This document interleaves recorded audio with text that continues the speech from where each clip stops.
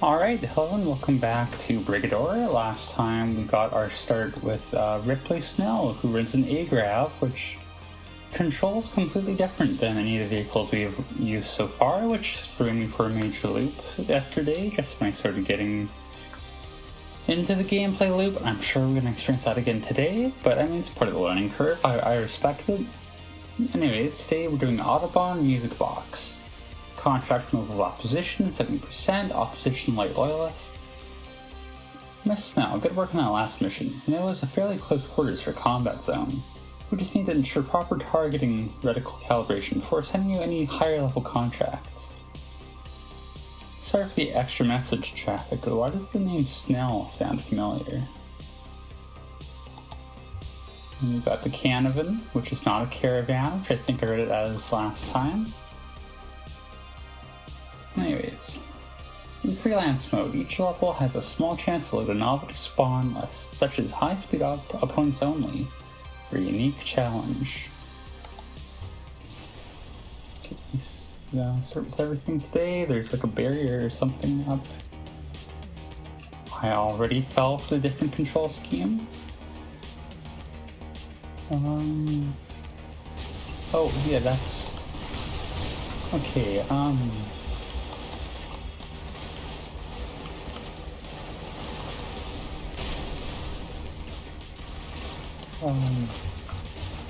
Geez, this thing's hard to control.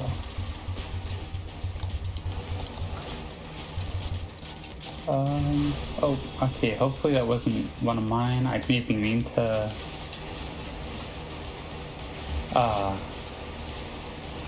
take that out. It just kind of happened. Who was shooting me from over here? I noticed your strafing seems, I mean, maybe that's just how I was positioned before, but the strafing does seem very slow.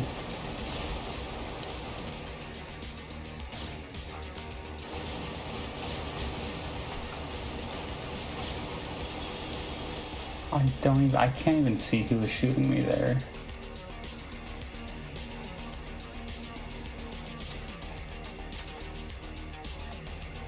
That's not all of Garrison, so there's clearly more here somewhere. I got a ground pound, that's right. Oh, I see. Oh, I blew up. Alright, first game over. I guess it just ends and you get $1,000 for it. Funeral expenses. Pretty good. Let's try this again. This time, let's try to be a little more clever about it. Where did they come from?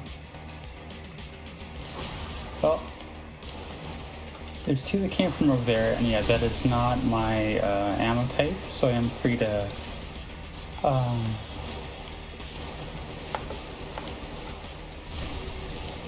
okay, I used my my special there. I forget what it's called. My middle mouse kind of tool there, and it seemed to help out a fair bit.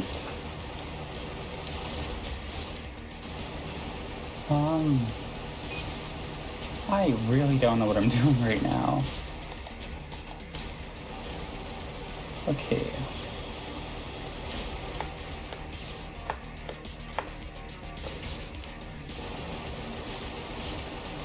What did my EMP fire there?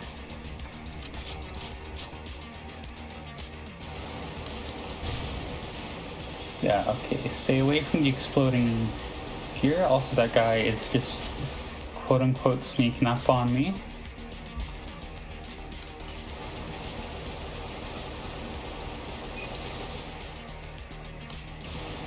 Somebody here is still shooting at me. They're very small, so it's kind of hard to tell exactly what's going on. Okay, I think I'm full here. So that's the type set, that's my main shot, so I guess I should be using more of that shot type in particular. Right. Now we're gonna get tutorialized with something partway into the partway into the level.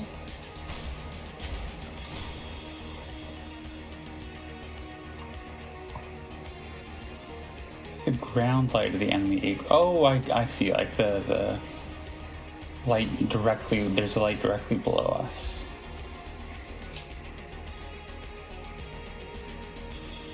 This is something like that, I guess.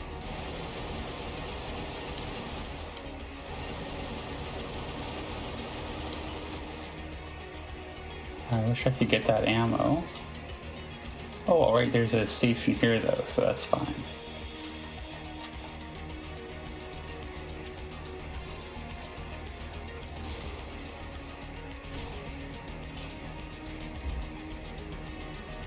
Right.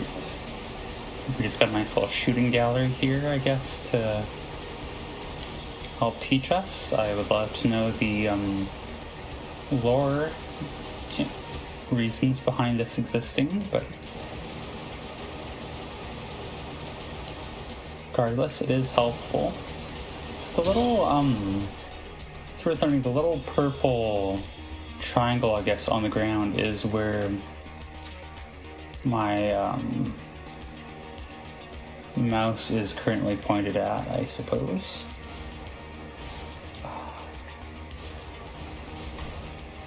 This thing is so floaty, too. I mean, I guess it makes sense, but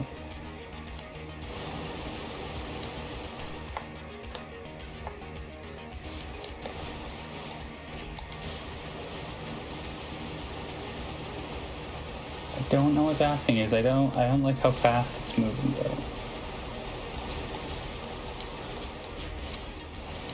There we go. So, little people on the ground. That seems bad. I'm kind of scared to get too close. Alright, let's just run for it here. I'm kind of scared to get too close to anything because of that time I accidentally blew myself up.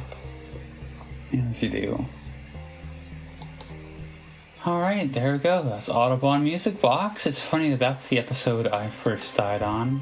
It's the mission I first died on, and to a rather silly mistake too, but it's fine. It happens. I am going to make my readings a bit short here, so we have a couple shorter episodes, but we will get through the last of the Corvette units today. Why not? We got the Pompadour next to anti-grav light unit. The same firepower as the Toro bolted onto a flying sedan. I'd love to know what they sold the drive unit from. Corvette hardware tends to be fairly loud in execution, but that's a lot of gun for a floating car. I'm sure the pilots like them too, right up until the metal fatigue tears the car in half.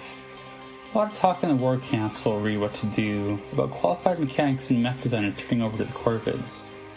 They shouldn't be capable of fielding units like this. We got my mouse. Oh, just died, and I clicked to bring it back, and it kicks me out of the menu. We got the propter. The amount of effort spent styling these aircraft is almost tragic given how easily they're chewed up, but that's assuming you can hit them. Whatever genius is styling these machines must also know their engines, because not even a Tomahawk can keep up in a straight race. The two are the same, but they all look like something out of an old silent movie. No clue where the builders saw one though. I hate to admit it, but for once the Corvettes are building with style, and it's pretty effective in a dogfight as well. Rope Kit, kind of a suspicious name, but I hear they actually still have rodeos in Ache, so figure that one out. Now bullfighting, at least that's one blood sport back on Earth that makes sense to slow in the Brigands. Rope Kids are fast attack recon vehicles for punks that are too bored to drive a skate anymore. Custom built, you can't get the right kind of delicate maneuverability a Rope Kit demands out of the heavy industrial components you build a skate from. In a better era, we'd all have our wildest kids racing these things for money on the vids, but for now they're just trying to outrun the bullets. Storing enough fuel to keep it airborne for as long as their harassment patrols last means that a few good hits will vaporize the whole thing. I think a Rope Kid jockey knows that. Go fast enough, you don't have to worry about what crashing feels like. You're not going to feel a thing. And we'll do the skate, the aforementioned skate. The old Solo Nobre teenager staple, stripping out an industrial-grade anti-gravity plant out of a scrap transport skiff and hot rod get in with motorcycle parts and skid bars, makes a pretty great recon agrav. Tuned a little more aggressively than their teenage garage counterparts, Gates are an essential light reconnaissance vehicle. Corvettes have had more than a few armored columns ripped apart by loyalist artillery before they could get to their target. Owning your own surveillance fleet has its perks after all. But that changed when Skates were incorporated in large numbers. They're especially useful for pulling superior loyalist columns into ambushes of massed Benji salvos. Makes for an effective recruitment tool, any ideological baggage aside. What cadet in the Deads doesn't want to put a Carlos in the front of their Skate? And I know I said I was going to call it a bit early here, but we still do have enough time to get into the Spacer floor. I just want to look through here. Spacers are the last units we're going to be talking about. The last, not units. The last faction we're going to be talking about here. The Intel. Well, expensive for the lore at 5 million, but we may as well get it, right? And just so we have a bit of context going into reading about the Spacer units, I guess. Don't really give a collective name for them, but a close friend once told me, Spacer's blood is so blue it froze decades ago. As much as I want to take credit for that little turn of phrase, it's so perfect that I can't. Spacers are the elite, the part of society that walled itself off in tiny communities until even I got too close to being human for their comfort. Now, the closest any of them get to an Earth-like planet is getting sent to one for bolding school and puberty, so their organs don't implode whenever they enter a gravity well as an adult. Planets that you and I spend our lives on are only interesting to them for the resources and capital they can extract to keep their cyclopean ships and luxury... sorry, I didn't mean to scroll like that. Luxury economies running. As advanced as they are, and they are very, very advanced, they still need to dock every few months of subjective time in order to keep the party going. That's why any brigador worth their salt, that is, any that are still alive, knows to sharpen up and get serious when the red paint turns up on their screens. If you think you'd like the good life, the Spacers have never done anything else, and they're not planning on stopping anytime soon, no matter who gets in their way. Alright, so these are the bourgeoisie, I see. And what kind of what kind of Ultramax, I guess, do they run? Just give us a little taste before we call it a day here.